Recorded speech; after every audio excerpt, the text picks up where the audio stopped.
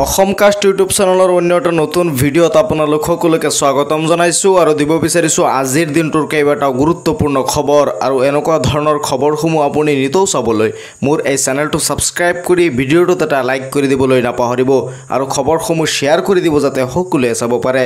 দিব বিচাৰিছোঁ আজিৰ দিনটোৰ প্ৰথমটো খবৰ, জুবিন গাৰ্গৰ ন্যায়ক লৈ আহি গ'ল ডাঙৰ খবৰ। ন্যায় পাবই।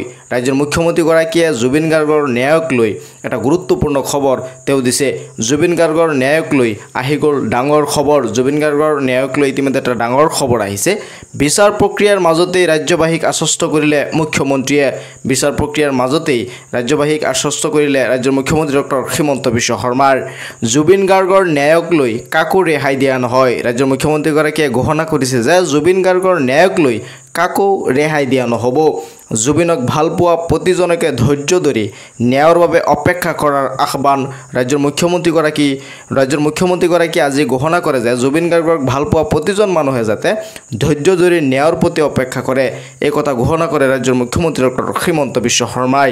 ন্যায় প্ৰক্ৰিয়াৰ ওপৰত ৰাজ্যবাসীয়ে আস্থা ৰাখক। মুখ্যমন্ত্ৰীগৰাকীয়ে আজি ঘোষণা কৰে যে ন্যায় প্ৰক্ৰিয়াৰ ওপৰত আপোনালোকে অলপ আস্থা ৰাখক। এই মন্তব্য মুখ্যমন্ত্ৰী ডক্টৰ হিমন্ত বিশ্ব শৰ্মাই তেওঁ কয় যে জুবিন গাৰ্গক ন্যায় দিয়াই হ'ব, জুবিন গাৰ্গে ন্যায় পাবই, এই মন্তব্য কৰিছে আজি ডক্টৰ হিমন্ত বিশ্ব শৰ্মাই। ন্যায় প্ৰক্ৰিয়াৰ ওপৰত ৰাজ্যবাসীয়ে আস্থা ৰাখিবলৈ আহ্বান ৰাজ্যৰ মুখ্যমন্ত্ৰী ডক্টৰ হিমন্ত বিশ্ব শৰ্মাৰ। দিব বিচাৰিছোঁ পৰৱৰ্তী খবৰ আৰু পৰৱৰ্তী খবৰটো আহিছে অৰুণোদয় আঁচনিক লৈ। আপুনি যদি অৰুণোদয় আঁচনিৰ নতুন বা পুৰণি হিতাধিকাৰী হয় তেনেহ'লে এই ভিডিঅ'টোত আপোনাৰ কাৰণে আছে এটা গুৰুত্বপূৰ্ণ খবৰ। এতিয়া আপুনি এইখিনি কাম কৰিব লাগিব, নহ'লে অৰুণোদয় আঁচনিৰ পৰৱৰ্তী যি কিস্তি আছে নৱেম্বৰ মাহত যি টকা দিব 1250 টকা, সেই নৱেম্বৰ মাহৰ টকাৰ পৰা আপুনি বঞ্চিত হ'ব। কি কাম কৰিব লাগিব চাওক সবিশেষ। আপুনি অৰুণোদয়ৰ নতুন হিতাধিকাৰী নে পুৰণি সুধিছে। আপুনি যদি অৰুণোদয়ৰ নতুন হিতাধিকাৰী বা পুৰণি হিতাধিকাৰী হয় সকলোৰে এই কামখিনি এতিয়া কৰিব লাগিব। নতুন সকলৰ বাবেও আছে নতুন নিয়ম। যদি আপুনি নতুন হিতাধিকাৰী হয় তেনেহ'লে আপোনাৰ বাবেও আছে অৰুণোদয় আঁচনিৰ বাবে নতুন নিয়ম। এইখিনি কাম আপুনি এতিয়া নকৰিলে পৰৱৰ্তী সময়ত কিন্তু অৰুণোদয় আঁচনিৰ ধন নাপায়। অৰুণোদয় আঁচনিৰ লাখ লাখ হিতাধিকাৰীয়ে শীঘ্ৰেই আপডেট কৰক KYC।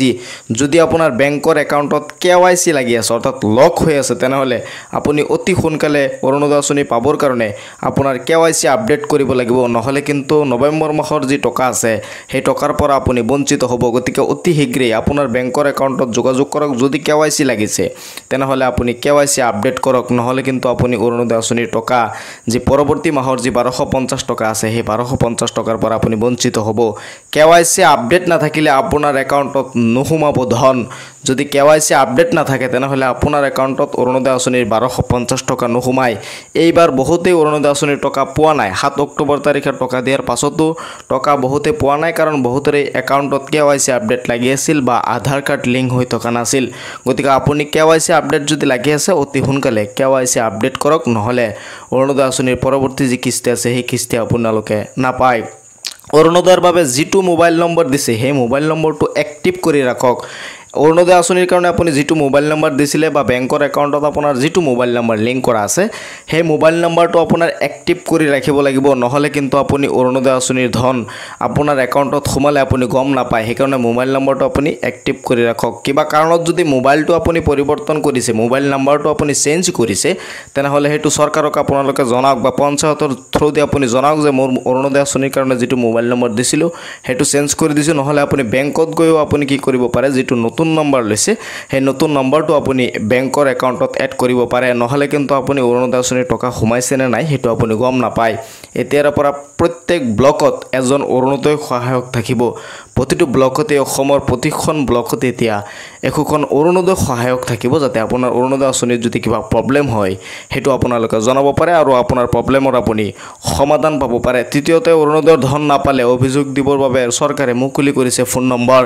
ইতিমধ্যে চৰকাৰে ফোন নম্বৰো মুকলি কৰিছে। আপুনি যদি অৰুণোদয় আঁচনি পোৱা নাই তেনেহ'লে আপুনি কি কৰিব পাৰিব, ফোন কৰিও আপুনি অভিযোগ দিব পাৰিব। যদি আপুনি অৰুণোদয় আঁচনি নাপায় তেনেহ'লে সেই ফোন নম্বৰত ফোন কৰি আপুনি অভিযোগ দিব পাৰিব। মই ফোন নম্বৰটো আগৰ ভিডিঅ'ত দিছোঁ, আগৰ যি খবৰ আছে সেই খবৰত শ্বেয়াৰ কৰিছোঁ। আপোনালোকে তাৰ পৰা চাইও ফোন কৰি আপুনি অভিযোগ দিব পাৰে। দিব বিচাৰিছোঁ পৰৱৰ্তী খবৰ আৰু পৰৱৰ্তী খবৰটো এটা অত্যন্ত গুৰুত্বপূৰ্ণ খবৰটো শ্বেয়াৰ কৰি দিব যাতে সকলোৱে চাব পাৰে জিঅ' টেগ কৰিবলৈ ধন বিচাৰিছে নেকি ঘৰৰ জিঅ' টেগ কৰিবলৈ আপোনাৰ পৰা টকা বিচাৰিছে নেকি কোনোবাই মুকলি কৰিছে ইতিমধ্যে ফোন নম্বৰ অভিযোগ পালে গ্ৰেপ্তাৰ হ'ব পঞ্চায়তৰ সচিব GRS GPS যদি আপোনাৰ পৰা কোনোবাই ঘুষ বিচাৰিছে বা আপোনাৰ পৰা কোনোবাই খুদকুচ বিচাৰিছে তেনেহলে আপুনি অভিযোগ দিয়ক দিলেই এই গ্ৰেপ্তাৰ হ'ব GRS বা GPS যোনে আপোনাৰ পৰা চৰকাৰী ঘৰৰ নামত টকা বিচাৰিছে আপুনি অভিযোগ দিলেই আপোনাক সেই চৰকাৰে কি কৰিব বিহিত ব্যৱস্থা ল'ব চৰকাৰী পকী ঘৰৰ জিঅ' টেকিংৰ নামত ধন বিচাৰিছে নেকি চৰকাৰী পকী ঘৰৰ ইতিমধ্যে জিঅ' টেকিং চলি আছে 22 অক্টোবৰলৈকে এই সময়সীমা বৃদ্ধি কৰিছে যদি আপুনি এতিয়া জিঅ' টেকিং কৰা নাই অতি সোনকালে জিঅ' টেকিং কৰাই লওক আৰু এই জিঅ' টেকিং কৰোৱাৰ সময়ত যদি কোনোবাই আপোনাৰ পৰা ধন বিচাৰিছে বা ঘুষ বিচাৰিছে তেনেহলে আপুনি চৰকাৰক অভিযোগ দিব পাৰে সেই মানুহজনক গ্ৰেপ্তাৰ কৰিব চৰকাৰে জিঅ' টেকিং কৰাৰ নামত 1 টকাও উৎকুচ নিদিব আপুনি 1 টকাও কাকো ঘুষ নিদিব কাৰণ বিনামূলীয়াকৈ এইটো কাম কৰিব লাগিব আৰু ফ্ৰী আপোনালোকক চৰকাৰে ঘৰ দিব 1 টকাও কাকো দিব নালাগে ঘুষ বিচাৰিলেই দিয়ক আপুনি অভিযোগ কোনোবাই যদি ঘুষ বিচাৰিছে লগে লগে আপুনি অভিযোগ দিয়ক পঞ্চায়তে মুকলি হৈছে ফোন নম্বৰ পঞ্চায়তে ইতিমধ্যে ফোন নম্বৰ মুকলি হৈছে আপুনি ফোন নম্বৰ লৈ পেলাই কি কৰিব পাৰে অভিযোগ দিব পাৰে নলবাৰী ওপৰ বৰগাঁও গাঁও পঞ্চায়তত অভিযোগ দিবৰ বাবে মুকলি কৰিছে ফোন নম্বৰ নলবাৰীত ইতিমধ্যে মুকলি কৰিছে ফোন নম্বৰ নলবাৰীবাসীয়ে এই ফোন নম্বৰত ফোন কৰি আপুনি অভিযোগ দিব পাৰে ফোন নম্বৰটো হৈছে 8638989910 এই নম্বৰত আপুনি অভিযোগ দিব পাৰিব এই ফোন নম্বৰত দিয়া অভিযোগ পালে গ্ৰেপ্তাৰ হ'ব চৰকাৰী কৰ্মচাৰী গাঁও পঞ্চায়তৰ সচিব GRS আৰু GPS যদি কোনোবাই আপোনাৰ পৰা ঘুষ বিচাৰিছে আপুনি অভিযোগ দিব পাৰে যদি আপুনি এতিয়াও জিঅ' টেকিং কৰা নাই হেগ্ৰে জিঅ' টেকিং কৰক জিঅ' টেকিং নকৰিলে আপুনি চৰকাৰী ঘৰৰ পৰা বঞ্চিত হ'ব দিব বিচাৰিছোঁ পৰৱৰ্তী খবৰ আৰু পৰৱৰ্তী খবৰটো এটা গুৰুত্বপূৰ্ণ খবৰ কৃষকসকলৰ বাবে আহিছে এই খবৰ যদি আপুনি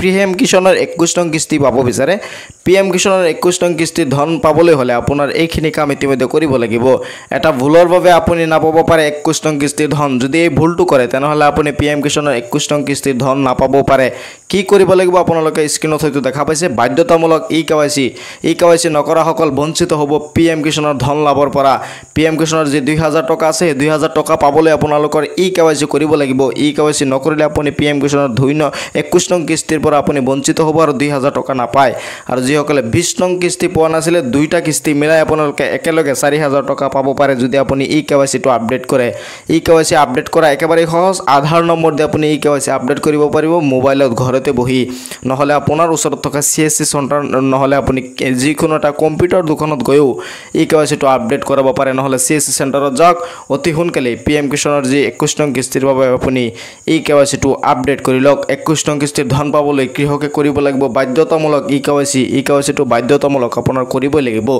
নহলে আপুনি PM কিষাণৰ 21 নং কিস্তিৰ পৰা বঞ্চিত হ'ব গতিকে অতি সোনকালে আপুনি PM কিষাণৰ 21 নং কিস্তিৰ পাবে আপুনি ই-KYC আপডেট কৰক নৱেম্বৰ মাহতে PM কিষাণৰ 21 নং কিস্তিৰ ধন দিয়াৰ পূৰ্ণ সম্ভাৱনা আছে নৱেম্বৰ মাহৰ প্ৰথম সপ্তাহতে PM কিষাণৰ 21 নং কিস্তিৰ ধন চৰকাৰে মুকলি কৰিব ইতিমধ্যে 4খন ষ্টেটত PM কিষাণৰ 21 নং কিস্তিৰ ধন চৰকাৰে মুকলি কৰি দিছে গতিকে অসমতো বা আন ৰাজ্যতো PM কিষাণৰ 21 নং কিস্তিৰ ধন চৰকাৰে অতি সোনকালে মুকলি কৰিব ই-KYC সম্পূৰ্ণ নকৰিলে বঞ্চিত হ'ব আপুনি 21 নং কিস্তি লাভৰ পৰা 21 নং কিস্তি আপুনি নাপায় যদি ই-KYC টো নকৰে গতিকে ই-KYC টো কৰিব লাগিব আপুনি যদি ই-KYC এতিয়ালৈকে কৰা নাই অতি সোনকালে আপোনাৰ ওচৰত থকা CSC চেণ্টাৰত গৈ ই-KYC আপডেট কৰক নহলে কিন্তু PM কিষাণৰ 21 নং কিস্তি আপুনি নাপায় ইতিমধ্যে 4খন ষ্টেটত PM কিষাণৰ 21 নং কিস্তিৰ ধন মুকলি কৰি দিছে চৰকাৰে অসমতো অতি সোনকালে PM কিষাণৰ 21 নং কিস্তি মুকলি কৰিবলৈ গৈ আছে চৰকাৰে 21 নং কিস্তিৰ ধন পাবলৈ কৃষকে কৰিব লাগিব বাধ্যতামূলক ই-KYC নৱেম্বৰ মাহৰ প্ৰথম সপ্তাহতে 21 নং কিস্তিৰ ধন মুকলি কৰিবলৈ গৈ আছে চৰকাৰে গতিকে আপুনি অতি সোনকালে ই-KYC টো আপডেট কৰক আৰু 21 নং কিস্তিৰ বাবে সাজু হওক 21 নং কিস্তি যদি আপুনি পাব বিচাৰে ই-KYC কৰাটো বাধ্যতামূলক খবৰসমূহ শ্বেয়াৰ কৰি দিব যাতে সকলোৱে চাব পাৰে মোৰ এই চেনেলটো সাবস্ক্ৰাইব কৰি ৰাখিব যেতিয়া মই পৰৱৰ্তী ভিডিঅ' আপলোড কৰোঁ আপোনালোকে অতি সহজতে সেই ভিডিঅ'সমূহ চাব পাৰিব চাই থাকিব আপোনালোকৰ আপোন চেনেল অসম কাষ্ট